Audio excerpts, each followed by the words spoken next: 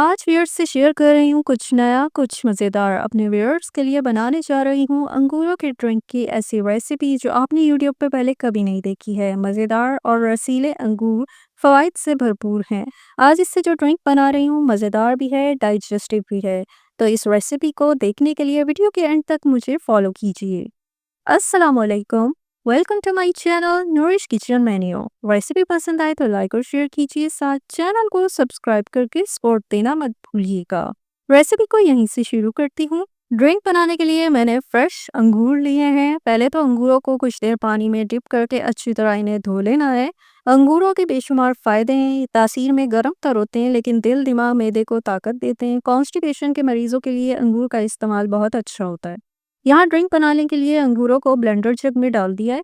Drink को refreshing बनाने के लिए थोड़ा सा फ्रेश पुदीना, फ्लेवर के लिए 1 खाने का चम्मच चीनी, साथ में थोड़ा सा जो है काला नमक ऐड कर लें और एंड में थोड़ा सा वाइट सोडा और फिर कर लेनी है अच्छी तरह ब्लेंडिंग।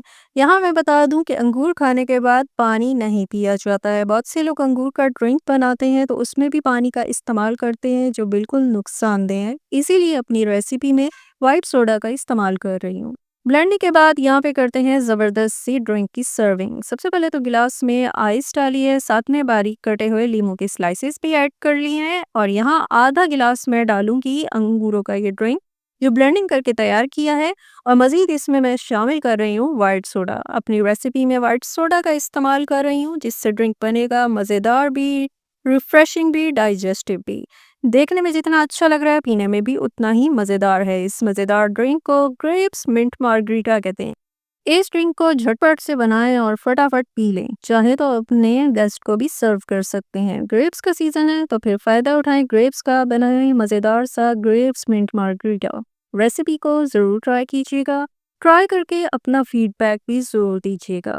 इसके अलावा रेसिपी पसंद आई हो तो लाइक और शेयर कीजिए, चैनल को सब्सक्राइब कीजिए और बेल आइकन प्रेस करना मत भूलिएगा ताकि न्यू रेसिपीज़ के नोटिफिकेशन आप तक पहुंचते रहें। एक नई रेसिपी के साथ आपसे मुलाकात होगी, तब तक अपना बहुत सारा ख्याल रखिएगा, मुझे दुआओं में याद रखिएगा। अल्लाह हाफिज़।